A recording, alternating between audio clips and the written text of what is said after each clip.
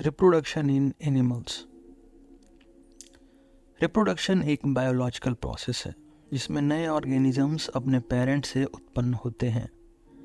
यह प्रोसेस किसी भी स्पीशीज के सर्वाइवल के लिए ज़रूरी होता है क्योंकि ये लाइफ को एक जनरेशन से दूसरी जनरेशन तक कंटिन्यू रखता है। बिना रिप्रोडक्शन के किसी भी स्पीशीज का अस्तित्व खत्म हो सकता है। प्रोडक्शन नेचर का वो तरीका है जिसके ज़रिए नेचर लाइफ के अलग अलग रूपों को बना के और प्रिजर्व करके रखती है। रिप्रोडक्शन के दो मेन टाइप्स होते हैं, असेक्सुअल रिप्रोडक्शन और सेक्सुअल रिप्रोडक्शन। असेक्सुअल रिप्रोडक्शन में सिर्फ एक पेरेंट शामिल होता है और ऑफस्प्रिंग अपने पेरेंट के बिल्कुल आइडेंटिकल होते हैं। ये मेथड उन इन्वायरमेंट्स में बेनिफिशियल होता है जहाँ कंडीशंस एक बराबर नहीं होती हैं, स्टेबल नहीं होती हैं और जल्दी रिप्रोडक्शन की ज़रूरत होती है। असेक्सुअल रिप्रोडक्शन में जेनेटिक वेरिएशन नहीं होते, लेकिन ये प्रोसेस बहुत फास्ट और इफ़िशिएंट होता है। वहीं सेक्सुअल रिप्रोडक्शन में दो पेरेंट्स की ज़रूरत होती है, एक मेल और एक फीमेल। दोनों के स्पेशल सेल्स इसमें शामिल होते हैं जिसे गैमेट्स कहा जाता है। मेल का गैमेट स्पर्म होता है और फीमेल का एग। जब ये दोनों गैमेट्स मिलते हैं और उनका फ्यूजन होता है तो एक नया सेल बनता है जिसे जाइगोट कहते हैं। ये जाइगोट धीरे धीरे एक नए एनिमल में, एक नए ऑफस्प्रिंग में डेवलप हो जाता है, एक नए जीव में। सेक्सुअल रिप्रोडक्शन जेनेटिक डाइवर्सिटी को बढ़ाता है जो स्पीशीज के एडाप्टेशन और सर्वाइवल के लिए ज़रूरी होता है। दोनों टाइप्स के रिप्रोडक्शन लाइफ की कॉन्टिन्यूटी और इवोल्यूशन में मदद करते हैं, जिससे अलग अलग स्पीशीज बदलते माहौल, बदलते एनवायरनमेंट में सर्वाइव कर पाती हैं।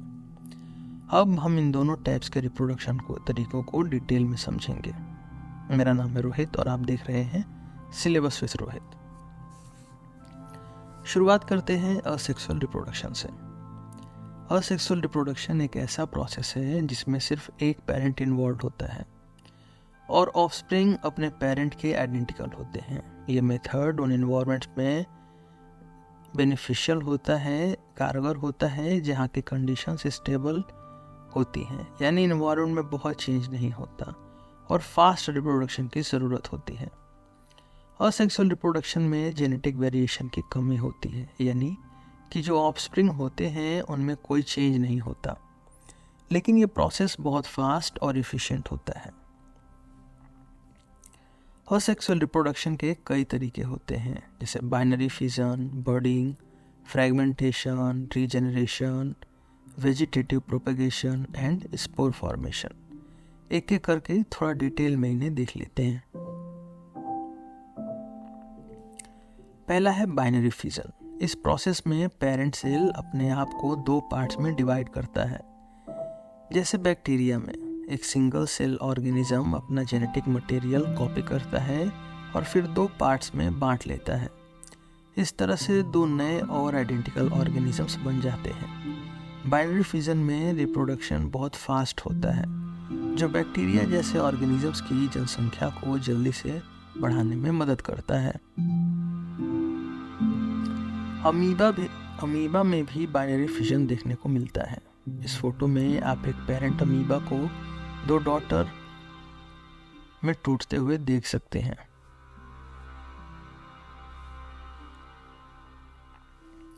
इसके बाद है बर्डिंग। बर्डिंग में एक नया ऑर्गेनिज्म अपने पेरेंट के बॉडी पर एक छोटी से बर्ड के रूप में निकलता है। यह बर्ड धीरे धीरे बड़ा होता है और फिर अपने पेरेंट से अलग हो जाता है, जिससे एक नया और आइडेंटिकल ऑर्गेनिज्म बन जाता है।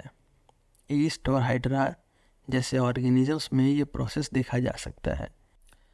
फिर है फ्रैगमेंटेशन। फ्रैगमेंटेशन में पेरेंट ऑर्गेनिज्म अपने बॉडी के पीसेस यानी फ्रैगमेंट्स में टूट जाता है और हर पीस से एक नया ऑर्गेनिज्म बन जाता है। जैसे स्टारफिश में अगर उसका कोई पार्ट कट जाए तो वो पार्ट अपने आप को रीजनरेट करके एक नई स्टारफिश बन सकता है। फ्रेगमेंटेशन एक ऐसी प्रोसेस है जो ऑर्गेनिजम्स को अपने बॉडी के पार्ट्स को रीजनरेट करने की कैपेसिटी देती है। फिर अगला है रीजनरेशन। इस प्रोसेस में ऑर्गेनिजम्स अपने खोए हुए बॉडी पार्ट्स को रीजनरेट करते हैं और कभी कभी ये रीजनरेशन नए ऑर्गेनिजम्स बनाने में भी मदद करता है।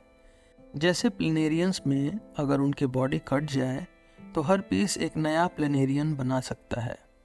रीजनरेशन से ऑर्गेनिजम्स अपने बॉडी के डैमेज को भी रिपेयर कर सकते हैं। आपने छिपकली को देखा होगा, उसकी पूंछ कट जाती है, वो फिर से उग जाती है। यह रीजनरेशन का एक रूप है। फिर है वेजिटेटिव प्रोपगेशन। ये प्रोसेस प्लांट्स में होता है जिसमें पेरेंट प्लांट के किसी पार्ट से नया प्लांट उगता है। जैसे पोटैटोस के आई से नए प्लांट्स उग सकते हैं और स्ट्रॉबेरीज के रनर से नए प्लांट डेवलप होते हैं। रोज की स्टेम से भी नए प्लांट्स निकलते हैं। वेजिटेटिव प्रोपगेशन प्लांट्स के लिए एक एफिशिएंट तरीका है जिससे वो तेजी से नए प्लांट बना सकते हैं। फिर लास्ट तरीका है स्पोर फॉर्मेशन। इस प्रोसेस में पेरेंट ऑर्गेनिज्म छोटे स्पोर्स प्रोड्यूस करते हैं जो अनफेवरेबल कंडीशंस में सरवाइव कर सकते हैं और जब कंडीशंस ठीक हो जाती है तो नए ऑर्गेनिजम्स बनाते हैं। फंगी और एल्गी में ये मेथड कॉमन है। स्पोर्स बहुत छोटे और हल्के होते हैं जो हवा या पानी के जरिए स्प्रेड होते हैं और ये रिप्रोडक्शन का एक एफिशिएंट तरीका बन जाते हैं। असेक्सुअल रिप्रोडक्शन का एडवांटेज ये है कि ये प्रोसेस बहुत फास्ट और एफिशिएंट होता है और इसमें मेट की ज़रूरत नहीं होती। एक ऑर्गेनिज्म जल्दी से large number of offspring produce कर सकता है जो उन इन्वायरमेंट्स में बेनिफिशियल होता है जहाँ रिसोर्सेस स्टेबल होते हैं और कंपटीशन कम होता है। जो असेक्सुअल रिप्रोडक्शन है उसका एक बड़ा डिसएडवांटेज है और वो ये है कि इसमें जेनेटिक डाइवर्सिटी की कमी होती है। यानी सभी ऑफस्प्रिंग जो हैं वो जेनेटिकली आइडेंटिकल होते हैं जिससे इन्वायरमेंटल चेंजेस या डिजीजेस के प्रति जो इनकी सेंसिटिविटी है वो बढ़ सकती है। अगर इन्वायरमेंट चेंज होता है या कोई डिजीज़ फैलती है तो सभी जेनेटिकली आइडेंटिकल ऑर्गेनिजम्स एक साथ मारे जा सकते हैं जिससे उनके सर्वाइवल के चांसेस कम हो जाते हैं। एक जैसे ऑर्गेनिजम्स एक जैसी बीमारी से मारे जा सकते हैं और असेक्सुअल रिप्रोडक्शन में जो ऑफस्प्रिंग्स आते हैं वो सेम अपने पेरेंट जैसे होते हैं 100%। अब बात करते हैं हम सेक्सुअल रिप्रोडक्शन की। सेक्सुअल रिप्रोडक्शन एक बायोलॉजिकल प्रोसेस है जिसमें मेल और फीमेल गैमेट्स यानी स्पर्म और एग का मिलन होता है जिससे नए ऑर्गेनिज्म का जन्म होता है। इस प्रोसेस में दोनों पेरेंट्स के डीएनए मिलकर एक नया डीएनए बनाते हैं जो नए ऑर्गेनिज्म में पाया जाता है। इस नई डीएनए कॉम्बिनेशन से नए ऑर्गेनिज्म में अलग अलग क्वालिटीज़ या फीचर्स आते हैं जिसे हम जेनेटिक डाइवर्सिटी कहते हैं। इस जेनेटिक डाइवर्सिटी की वजह से हर ऑर्गेनिज्म थोड़ा अलग होता है और इस वजह से जो स्पीसीज है उसका एडाप्टेशन और सर्वाइवल रेट बढ़ जाता है। सेक्सुअल रिप्रोडक्शन का सबसे बड़ा एडवांटेज ये है कि इस प्रोसेस से जेनेटिक डाइवर्सिटी पैदा होती है। जेनेटिक डाइवर्सिटी का मतलब है कि एक पॉपुलेशन के अंदर हर ऑर्गेनिज्म के जीन्स थोड़े थोड़े अलग होते हैं।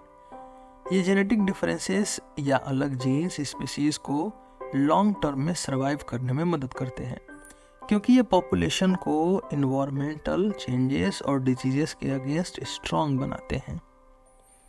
अगर एक पॉपुलेशन में सब ऑर्गेनिजम्स के जीन्स एक जैसे होते तो एक ही डिजीज या इन्वायरमेंटल चेंज से सभी को नुकसान पहुंच सकता था, लेकिन जेनेटिक डाइवर्सिटी होने से कुछ ऑर्गेनिजम्स ऐसे भी होते हैं जो इन चेंज से बच सकते हैं और आगे अपनी जनरेशन को भी सर्वाइव करने के चांसेस बढ़ा सकते हैं। अब हम ये समझना शुरू करते हैं कि एनिमल्स में सेक्सुअल रिप्रोडक्शन होता कैसे है। एनिमल में भी हमें ह्यूमंस के रिप्रोडक्शन प्रोसेस को समझना है। तो स्टेप बाय स्टेप प्रोसेस से समझते हैं। जब मेल और फीमेल क्लोज कांटेक्ट में होते हैं यानी इंटरकोर्स करते हैं तो मेल का रिप्रोडक्टिव ऑर्गन जिसे पेनिस कहते हैं वो फीमेल के रिप्रोडक्टिव ट्रैक्ट जिसे वजाइना कहते हैं के अंदर इंसर्ट होता है। ये स्टेप ज़रूरी इसलिए है क्योंकि स्पर्म सेल्स यानी जो मेल बॉडी के सेल्स हैं वो वजाइना के थ्रू फीमेल के रिप्रोडक्टिव सिस्टम में एंटर करते हैं। यही सेल्स बाद में एग के साथ मिलकर एक नया ऑर्गेनिज्म बनाते हैं। इंटरकोर्स के दौरान मेल बॉडी से स्पर्म सेल्स रिलीज होते हैं जिसे इजैकुलेशन कहते हैं। मिलियंस ऑफ स्पर्म सेल्स एक साथ फीमेल के वजाइना में छोड़ दिए जाते हैं। इनमें से बहुत सारे स्पर्म सेल्स अपना रास्ता खो देते हैं या वीक होते हैं, लेकिन सिर्फ कुछ स्पर्म्स ही आगे के प्रोसेस तक पहुंच पाते हैं। वजाइना में एंटर होने के बाद स्पर्म सेल्स सर्विक्स यानी जो यूटेरस का गेट होता है और यूटेरस यानी कि फीमेल के रिप्रोडक्टिव सिस्टम का जो मेन पार्ट होता है से होते हुए फेलोपियन ट्यूब तक पहुंचने की कोशिश करते हैं। फेलोपियन ट्यूब एक नैरो ट्यूब होती है जहां एग का वेट होता है, फीमेल एग का। ये जर्नी स्पर्म के लिए बहुत चैलेंजिंग होती है क्योंकि इस रास्ते में बहुत सारे ऑब्स्टिकल्स होते हैं। जो सबसे स्ट्रॉन्ग और फास्ट स्पर्म सेल्स होते हैं वही फेलोपियन ट्यूब तक पहुंच पाते हैं। फीमेल रिप्रोडक्टिव सिस्टम में हर महीने एक इम्पॉर्टेंट प्रोसेस होता है जिसे ओवुलेशन कहते हैं। ओवुलेशन के दौरान एक एग सेल जो ओवरी में बनता है रिलीज होता है और फेलोपियन ट्यूब में आता है। ये एग सिर्फ कुछ घंटे या एक दिन तक जिंदा रहता है। इस दौरान अगर स्पर्म सेल उस एग तक पहुंच जाए तो फर्टिलाइजेशन हो सकता है। अगर स्पर्म टाइम पर नहीं पहुंच पाता तो एग खत्म हो जाता है और फर्टिलाइजेशन नहीं होता। अगर स्पर्म और एग फेलोपियन ट्यूब में मिलते हैं तो फर्टिलाइजेशन होता है। इस प्रोसेस में स्पर्म का जो न्यूक्लियस होता है यानी जो स्पर्म के सेंटर में होता है और जिसमें उसका जेनेटिक मटेरियल होता है, जिसमें डीएनए होता है मेल का, वो एग के न्यूक्लियस के साथ मिल जाता है यानी फीमेल का जो डीएनए है उसके साथ मिल जाता है। दोनों न्यूक्लियाई का मिलन होने से एक नया सेल बनता है जिसे जाइगोट कहते हैं। जाइगोट वही सेल होता है जो फ्यूचर में एक कंप्लीट ऑर्गेनिज्म बनने वाला है। फर्टिलाइजेशन होने से एक नई लाइफ की शुरुआत होती है। जाइगोट बनने के बाद ये तुरंत सेल डिवीजन से डिवाइड होना शुरू कर देता है। इस प्रोसेस में जाइगोट के सेल्स जल्दी जल्दी अपने आप को डिवाइड करते हैं और एक मल्टी सेलुलर स्ट्रक्चर बनाते हैं जिसे एम्ब्रियो कहते हैं। हर नए सेल में दोनों पेरेंट्स के जीन्स का कॉम्बिनेशन होता है जो नए ऑर्गेनिज्म के फीचर्स डिसाइड करता है। ये जल्दी से जो सेल डिवीजन होता है वो जाइगोट को एक सॉलिड स्ट्रक्चर में बदल देता है। जैसे जैसे एम्ब्रियो डेवलप होता है ये फेलोपियन ट्यूब से यूटेरस की तरफ मूव करता है। यूटेरस एक ऐसा पार्ट होता है जहां एम्ब्रियो सेफली डेवलप कर सकता है। यूटेरस में पहुंचने के बाद एम्ब्रियो यूटेरिन वॉल में अटैच हो जाता है। इस प्रोसेस को इम्प्लांटेशन कहते हैं। इम्प्लांटेशन के बाद एम्ब्रियो का और डेवलपमेंट और ग्रोथ स्टार्ट होती है। यहाँ से एम्ब्रियो को मदर से न्यूट्रिएंट्स और ऑक्सीजन मिलते हैं जो उसके ग्रोथ के लिए ज़रूरी होते हैं। इम्प्लांटेशन एक इम्पॉर्टेंट स्टेप है जिसमें एम्ब्रियो यूटेरिन वॉल में फिक्स हो जाता है। यहाँ से एम्ब्रियो को डायरेक्टली मदर के ब्लड से न्यूट्रिशन और ऑक्सीजन मिलना शुरू हो जाती है। इम्प्लांटेशन के बाद ही प्रेगनेंसी ऑफिशियली शुरू होती है क्योंकि अब एम्ब्रियो को वो सारी चीज़ें मिल रही होती हैं जो उसकी ग्रोथ के लिए ज़रूरी है। ह्यूमंस की जो प्रेगनेंसी है वो लगभग 9 महीने तक चलती है। इस पीरियड में एम्ब्रियो धीरे धीरे ग्रो करके एक फुल्ली फॉर्म्ड बेबी में बदल जाता है। पहले एम्ब्रियो का बेसिक स्ट्रक्चर बनता है, फिर धीरे धीरे उसके ऑर्गन्स और बॉडी सिस्टम्स डेवलप होते हैं। प्रेगनेंसी के 9 महीने पूरे होने के बाद बर्थ का प्रोसेस शुरू होता है। इस प्रोसेस में बेबी यूटेरस से निकलकर बर्थ कनाल से गुजरता है और फाइनली आउटसाइड वर्ल्ड में आता है। इस प्रोसेस को लेबर और डिलीवरी कहा जाता है। बर्थ के बाद बेबी अपनी मदर से अलग होकर एक इंडिपेंडेंट ऑर्गेनिज्म के रूप में दुनिया में सरवाइव करने के लिए तैयार होता है। सेक्सुअल रिप्रोडक्शन सिर्फ ह्यूमंस में ही नहीं बल्कि अलग अलग एनिमल्स और प्लांट्स में भी होता है। ह्यूमंस के अलावा दूसरे मैमल्स जैसे कि काउज, डॉग्स और एलिफेंट्स में भी सेक्सुअल रिप्रोडक्शन का प्रोसेस ह्यूमंस के जैसा ही होता है। फर्टिलाइजेशन के बाद एम्ब्रियो माँ के वुम्ब में डेवलप होता है और एक स्पेसिफिक जेस्टेशन पीरियड के बाद बर्थ होती है। मैमल्स में भी sexual reproduction genetic variation produce करता है। हर जगह जहाँ भी सेक्सुअल रिप्रोडक्शन होगा वहाँ पे जेनेटिक वेरिएशंस आएंगे जो उनकी एडेप्टेबिलिटी और सर्वाइवल को बढ़ाता है। सेक्सुअल रिप्रोडक्शन फ्लावरिंग प्लांट्स में भी होता है। प्लांट्स में भी सेक्सुअल रिप्रोडक्शन हो सकता है, खासकर जो फ्लावर वाले हैं। प्लांट्स में मेल और फीमेल रिप्रोडक्टिव ऑर्गन्स फ्लावर में होते हैं। मेल गैमेट्स यानी कि पॉलिन ग्रेन्स, इनका ट्रांसफ़र फीमेल रिप्रोडक्टिव ऑर्गन यानी ओव्यूल में होता है, जहाँ फर्टिलाइजेशन होता है। जब ये दोनों मिल जाते हैं तो फर्टिलाइजेशन होता है और सीड्स डेवलप होते हैं। जैसे रोजेज, सनफ्लावर्स और एप्पल ट्रीज में सेक्सुअल रिप्रोडक्शन होता है। ये जेनेटिक डाइवर्सिटी को मेंटेन करने में मदद करता है।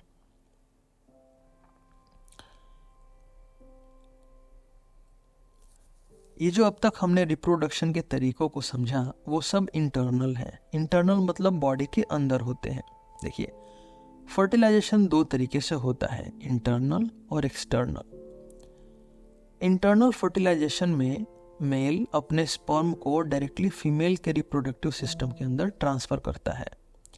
यहाँ स्पर्म और एग का मिलन फीमेल के बॉडी के अंदर होता है और जाइगोट का फॉर्मेशन भी वही होता है। ये प्रोसेस मैमल्स, रेप्टाइल्स और कुछ बर्ड्स में भी होता है। इंटरनल फर्टिलाइजेशन का एक बड़ा फ़ायदा ये है कि एम्ब्रियो को फीमेल के बॉडी के अंदर ज़्यादा प्रोटेक्शन मिलती है।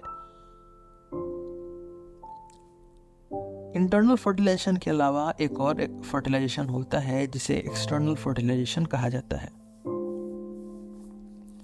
एक्सटर्नल फर्टिलाइजेशन के केस में मेल और फीमेल अपने गैमेट्स यानी स्पर्म और एग्स को बॉडी के बाहर रिलीज करते हैं, ज़्यादातर पानी में। यहाँ फर्टिलाइजेशन इन्वायरमेंट में होता है। फिश और एम्फीबियंस इसके एग्जाम्पल्स हैं। एक्सटर्नल फर्टिलाइजेशन का एक प्लस पॉइंट ये है कि एक टाइम में बहुत सारे ऑफस्प्रिंग्स प्रोड्यूस हो सकते हैं, लेकिन सर्वाइवल रेट इनकी कम होती है क्योंकि इन्वायरमेंटल फैक्टर्स का असर ज़्यादा होता है, खुले में खतरा ज़्यादा होता है। आइए एक्सटर्नल फर्टिलाइजेशन को एक फ्रॉग के लाइफ साइकिल से समझते हैं।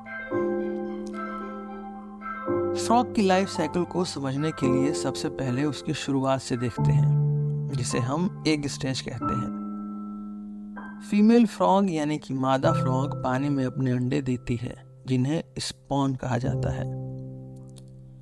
इन अंडों को एक जेली जैसे सब्सटेंस से घेरा हुआ होता है जो उन्हें पानी में सुरक्षित रखता है।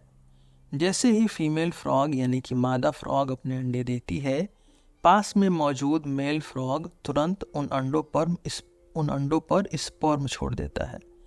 इस प्रक्रिया को एक्सटर्नल फर्टिलाइजेशन कहा जाता है क्योंकि फर्टिलाइजेशन अंडों के बाहर पानी में होता है। फर्टिलाइजेशन के बाद अंडों के अंदर एम्ब्रियोज यानी भ्रूण विकसित होने लगते हैं और कुछ दिनों बाद ये अंडे छोटे छोटे टैडपोल्स में बदल जाते हैं। टैडपोल स्टेज में फ्रॉग का जो बच्चा होता है वह पूरी तरह से पानी में रहता है और मछलियों की तरह दिखता है। टैडपोल्स के गिल्स होते हैं जो उन्हें पानी में सांस लेने में मदद करते हैं और एक लंबी पूंछ होती है, टेल, जिससे वे तैर सकते हैं। इस स्टेज में वे शाकाहारी होते हैं और एल्गी यानी कि पानी के पौधे और सड़ने वाले पदार्थ खाते हैं। लेकिन जैसे जैसे टेडपोल बड़ा होता है उसके शरीर में कई इम्पोर्टेंट चेंजेस आते हैं।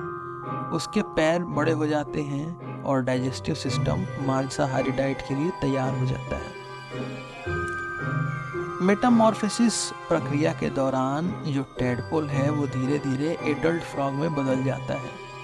इस ट्रांसफॉर्मेशन में टैडपोल की जो टेल है वो धीरे धीरे गायब हो जाती है, पैर विकसित हो जाते हैं और गिल्स की जगह लंग्स आ जाते हैं, जिससे फ्रॉग पानी के बाहर भी सांस ले सकता है। उसकी आंखें भी बड़ी हो जाती हैं, जिससे उसे जमीन पर शिकार और नेविगेशन में मदद मिलती है। यह पूरा प्रोसेस कुछ हफ्तों से लेकर कुछ महीनों तक चल सकता है। अंत में जो टैडपोल है वो एक एडल्ट फ्रॉग बन जाता है और पानी और जमीन दोनों में रह सकता है। अब वह कीड़े, वर्म्स और छोटे छोटे जानवरों को बाहर खाने में समर्थ हो जाता है और रिप्रोडक्शन के लिए तैयार हो जाता है। फिर यह साइकिल फिर से शुरू हो जाता है। सेक्सुअल रिप्रोडक्शन में जैसे फर्टिलाइजेशन अंदर होता है या बाहर, तो उसके बेसिस पे एक कैटेगरी है, ठीक वैसे ही एक कैटेगरी और है। इस कैटेगरी का बेसिस है कि क्या एनिमल्स फर्टिलाइजेशन के बाद बच्चे को अंडे में डाल के अपने शरीर से बाहर कर देते हैं या शरीर के अंदर ही रखते हैं। सेक्सुअल रिप्रोडक्शन के इन कैटेगरीज को कहा जाता है विविपेरस और ओविपेरस। आइए इनके बारे में समझते हैं। विविपेरस एनिमल्स वो एनिमल्स होते हैं जो अपने यंग वंस को अपनी बॉडी के अंदर डेवलप करते हैं और उन्हें डायरेक्ट बर्थ देते हैं। ह्यूमंस और कुछ मैमल्स इस कैटेगरी में आते हैं। इस प्रोसेस में एम्ब्रियो को फीमेल के बॉडी के अंदर न्यूट्रिएंट्स और प्रोटेक्शन मिलती रहती है। ये जो प्रोसेस है वो इंटरनल फर्टिलाइजेशन के वजह से होता है।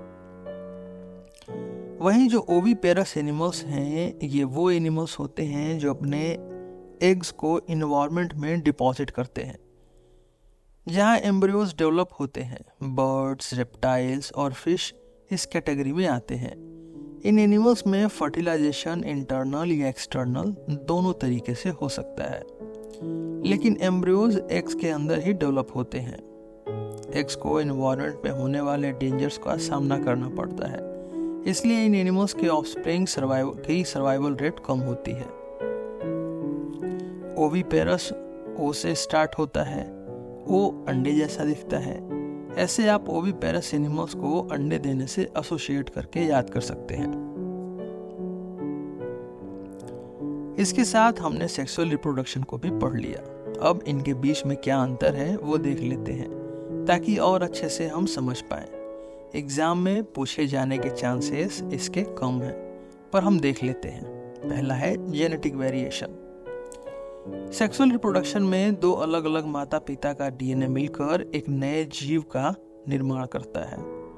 इस प्रक्रिया के कारण नए बच्चे में माता पिता के गुणों का एक अनोखा मिश्रण होता है, जिससे जेनेटिक वेरिएशन पैदा होता है।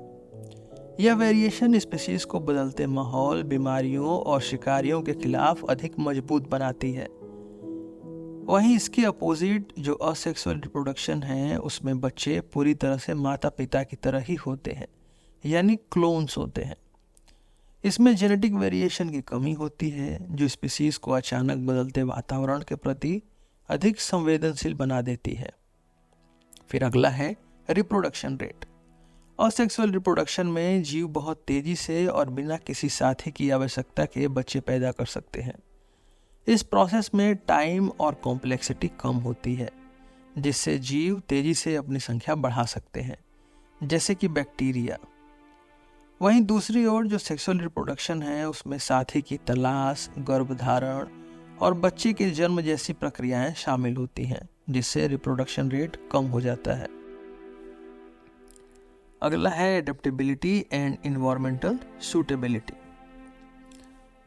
सेक्सुअल रिप्रोडक्शन के कारण जेनेटिक वेरिएशन से स्पीशीज बदलते वातावरण में बेहतर तरीके से फिट हो पाते हैं। जब वातावरण में बदलाव आता है तो कुछ बच्चे नए माहौल में अच्छी तरह से फिट हो सकते हैं, जिससे स्पीशीज का जीवन सुरक्षित रहता है। वहीं असेक्सुअल रिप्रोडक्शन स्टेबल वातावरण के लिए अच्छा होता है, लेकिन अचानक बदलाव के समय यह स्पीशीज को खतरे में डाल सकता है, क्योंकि सभी बच्चे एक जैसे होते हैं और उन्हें नए वातावरण में फिट होने में मुश्किल होती है। अगर बात करें एनर्जी कंजम्पशन की, तो असेक्सुअल रिप्रोडक्शन में एनर्जी और रिसोर्सेज की खपत कम होती है। एनर्जी और रिसोर्सेज का यूज़ कम होता है। इसमें न साथी की खोज की आवश्यकता होती है, न गर्भधारण की, और न ही बच्चे की देखभाल की, जिससे यह प्रक्रिया कम एनर्जी और रिसोर्स में हो जाती है। वहीं इसके विपरीत, इसके अपोजिट जो सेक्सुअल रिप्रोडक्शन है, उसमें अधिक एनर्जी और रिसोर्स की आवश्यकता होती है, क्योंकि इसमें साथी ढूंढना, गर्भधारण करना और बच्चे का देखभाल करना होता है। यह एनर्जी खपत लंबे समय में स्पीशीज को नेचर में बने रहने में मदद करती है। फिर अगला है लॉन्जेविटी, यानी कि दीर्घकालिकता, कौन ज्यादा साल तक जिएगा।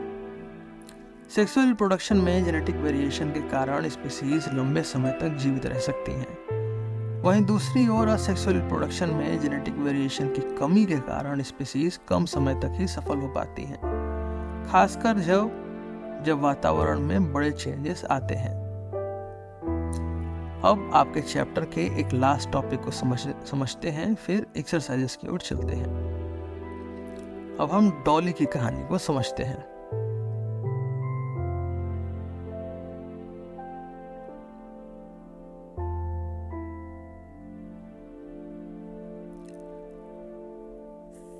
डॉली दुनिया की पहली क्लोन भेड़ थी। क्लोनिंग का मतलब है किसी चीज की बिल्कुल नकल बनाना, जैसे कि एक फोटोकॉपी। वैज्ञानिकों ने पहली बार एक जानवर की नकल बनाई, जिसका नाम था डॉली। डॉली एक भेड़ थी और उसका जन्म 5 जुलाई 1996 को हुआ था। वह दुनिया की पहली क्लोन्ड भेड़ थी, जिसे स्कॉटलैंड के रोजलिन इंस्टीट्यूट में इयान विल्मट और उनकी टीम ने बनाया था। डॉली को कैसे बनाया गया, देखिए, ये प्रोसेस कॉम्प्लेक्स है, एग्जाम में नहीं आएगा। आपकी एक रफ अंडरस्टैंडिंग के लिए मैं आपको बता देता हूँ। सबसे पहले वैज्ञानिकों ने एक भेड़ के थन यानी मेमोरी ग्लैंड से एक सेल ली। इस सेल में उस भेड़ के शरीर की पूरी जेनेटिक जानकारी होती है, उनके डीएनए में। फिर उन्होंने एक दूसरी भेड़ के शरीर से एक एग सेल लिया और इस एग सेल का न्यूक्लियस हटा दिया, मतलब जिससे सेल लिया उसका पूरा जीन हटा दिया, और जो पहला वाला सेल लिया था उसके जीन को इसमें डाल दिया। अब उन्होंने पहली भेड़ की जो सेल का न्यूक्लियस था, जिसमें पहली की जानकारी थी, उसको लिया और दूसरे भेड़ के जो एग सेल थी उसमें डाल दिया। मतलब पहली भेड़ की जेनेटिक जानकारी को दूसरी भेड़ के एग सेल में डाला गया। इसके बाद इस एग सेल को दूसरी भेड़ के गर्भ में रखा गया, ताकि वह वहां बड़ा होकर एक नई भेड़ बन सके। कुछ समय बाद दूसरी भेड़ ने एक बच्चे को जन्म दिया। यह बच्चा बिल्कुल उस पहली भेड़ जैसा था जिससे सेल ली गई थी। इस नई भेड़ का नाम डॉली रखा गया। भले ही डॉली को दूसरी भेड़ ने जन्म दिया हो, पर वह पहली भेड़ की तरह बिल्कुल उसकी नकल कॉपी थी। डॉली एक स्वस्थ भेड़ थी, हेल्दी, और उसने सामान्य तरीके से अपने बच्चों को भी जन्म दिया। लेकिन अफसोस की बात यह थी कि डॉली ज़्यादा समय तक जीवित नहीं रही और 14 फरवरी 2003 को फेफड़ों की बीमारी से उसकी मृत्यु हो गई। डॉली के बाद वैज्ञानिकों ने कई और जानवरों की क्लोनिंग की कोशिश की, लेकिन इनमें से कई जानवर पैदा होने से पहले ही मर गए या जन्म के बाद बीमार हो गए। क्लोनिंग से पैदा हुए कई जानवरों में स्वास्थ्य से जुड़ी समस्याएं भी पाई गई। फिर भी डॉली ने यह साबित कर दिया था कि क्लोनिंग के जरिए एक नया जानवर बनाया जा सकता है, जिससे विज्ञान की दुनिया में नई पॉसिबिलिटीज के रास्ते खुल गए। डॉली का मामला आम सेक्सुअल रिप्रोडक्शन से कैसे अलग है, इसे समझते हैं। ये विज्ञान की जीत क्यों है? आम सेक्सुअल रिप्रोडक्शन में एक नए जीव का जन्म माता पिता के 2 गैमेट्स यानी स्पर्म और एग के मिलने से होता है। 2 गैमेट्स। इस प्रोसेस में नए जीव के जीन्स उसके माता और पिता दोनों से मिलते हैं, जिससे उसका जेनेटिक मेकअप यूनिक होता है। लेकिन डॉली के मामले में उसने सिर्फ एक माता के जेनेटिक मटेरियल को ही प्राप्त किया।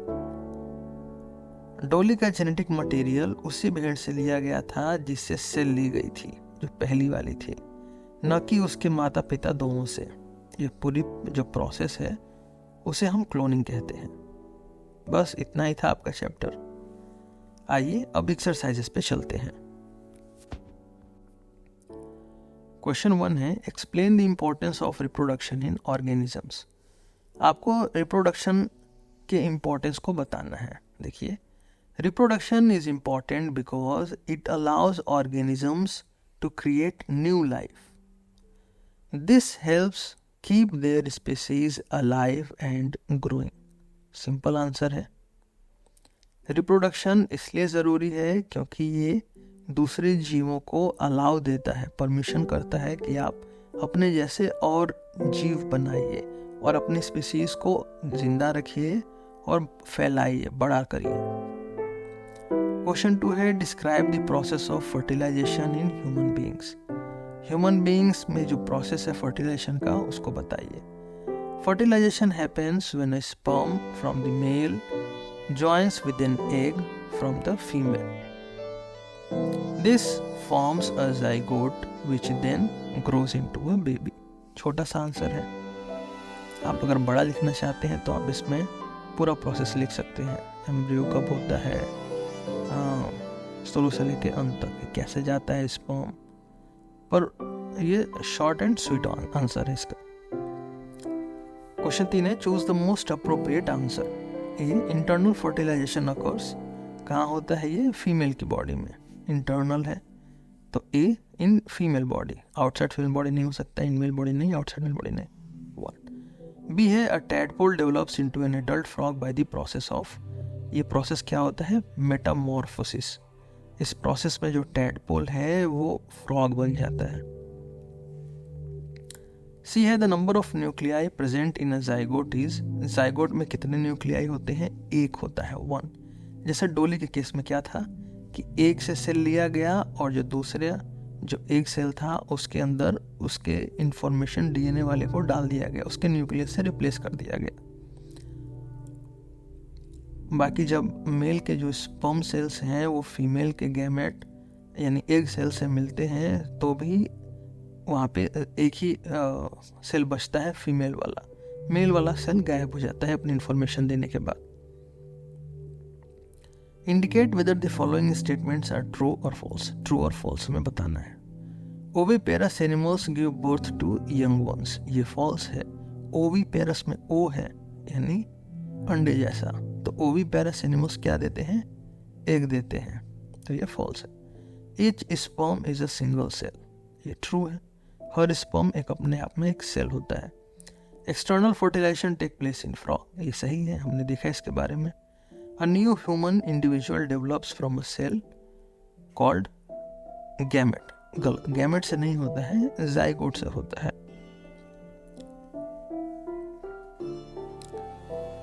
गैमेट, जब 2 गैमेट मिलते हैं तो एक जाइगोट बनता है और उससे नया जो है वो ह्यूमन बनता है।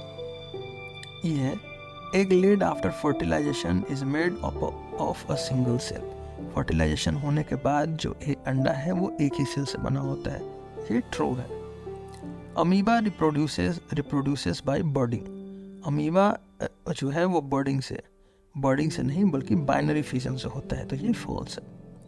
Fertilization is necessary even in asexual reproduction. False. Asexual reproduction में तो ज़रूरत नहीं है फर्टिलाइजेशन की। आप वेजिटेटिव प्रोपगेशन को ले लीजिए या बाकी जितने भी एग्जांपल्स हैं। Binary fission is a method of asexual reproduction. True, binary fission क्या है? असेक्सुअल रिप्रोडक्शन का एग्जांपल है। A zygote is formed as a result of fertilization. True, जब फर्टिलाइजेशन होता है तो जाइगोट बनता है। An embryo is made up of a single cell. False, embryo single cell नहीं होता। जाइगोट बनने के बाद जो है वो जल्दी जल्दी सेल मल्टीप्लाई होता है और मल्टीप्लाई होके इतना मल्टीप्लाई होता है कि वो एम्ब्रियो बन जाता है, एक सॉलिड स्ट्रक्चर आ जाता है। क्वेश्चन 5 है, give 2 differences between a zygote and a foetus. 2 difference हमें बताना है जाइगोट और फीटस के। तो a zygote is a single cell formed right after fertilization. Just बाद फर्टिलाइजेशन के जब मेल और फीमेल गैमेट्स मिलते हैं तो तुरंत ही बनता है zygote. A foetus has many cells and is more developed. यही जो जाइगोट है ये जब बहुत डेवलप हो जाता है तो फीटस इसको हम बोलते हैं। दूसरा डिफरेंस है, a zygote is the earliest stage of life, एकदम शुरुआती है, फर्टिलाइजेशन हुआ फिर जाइगोट बना। वही जो फीटस है वो बाद का है। Foetus is a stage where it starts to look like a baby, baby जैसा शेप वगैरह, हाथ वगैरह सब आ जाता है। क्वेश्चन 6 है, define asexual reproduction, describe 2 methods of asexual reproduction in animals. हमें असेक्सुअल रिप्रोडक्शन बताना है और एनिमल्स में भी 2 असेक्सुअल रिप्रोडक्शन के मेथड्स को बताने हैं। तो asexual reproduction, one parent produces offspring without needing a mate, मतलब एक की ही ज़रूरत होती है, दो की ज़रूरत नहीं होती है। 2 मेथड इसमें कौन से हैं, आप कुछ भी लिख सकते हैं, वेजिटेटिव प्रोपगेशन वगैरह वगैरह। इसमें आप बर्डिंग लिख दीजिए, a small part of the parent grows and then separates to form a new organisms, example hydra, हमने इसको पहले देखा। दूसरा है binary fusion, the parent cell splits into 2 each becoming a new organism, जैसे अमीबा। क्वेश्चन 7 है, in which female reproductive organ does the embryo get embedded. Embedded कहाँ पे होता है, ये यूटेरस में होता है। The embryo gets embedded in the uterus, यहाँ पे ये पलता बढ़ता है।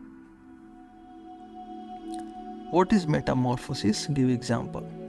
Metamorphosis, a process where an animal changes form as it grows. जैसे वो बढ़ता है उसका रूप ही बदल जाता है, मतलब हमारे जैसा नहीं कि थोड़ा बहुत चेंज हुआ, एकदम सडन ऐसे लग रहा है जैसे स्पीसीज चेंज हो गई, फिश से कोई मिट्टी पे आ गया, फ्रॉग के केस में। Example, a tadpole changes into a frog और a caterpillar changes into a butterfly, और कैटरपिलर जो है वो बटरफ्लाई बनता है, बहुत खूबसूरत प्रोसेस है। क्वेश्चन 9 जो है, differentiate between internal fertilization and external fertilization. Internal और एक्सटर्नल फर्टिलाइजेशन के बीच हमें डिफरेंशिएट करना है। तो internal fertilization occurs inside the female's body, female के बॉडी के अंदर होता है इंटरनल, और external outside the female body, usually in water. Question 10 है, complete the crossword puzzle using the hints given below. यहाँ पे एक क्रॉस में हिंट्स हैं, डाउन में हिंट्स हैं, और उसके हिसाब से इसको भरना है। एग्जाम में तो ये नहीं पूछा जाता, अगर आप इंटरेस्टेड हो तो आप यहाँ पे देख सकते हैं। बस इतना ही था आपका ये चैप्टर। साइंस देखने और समझने के लिए आपका धन्यवाद। Thank you.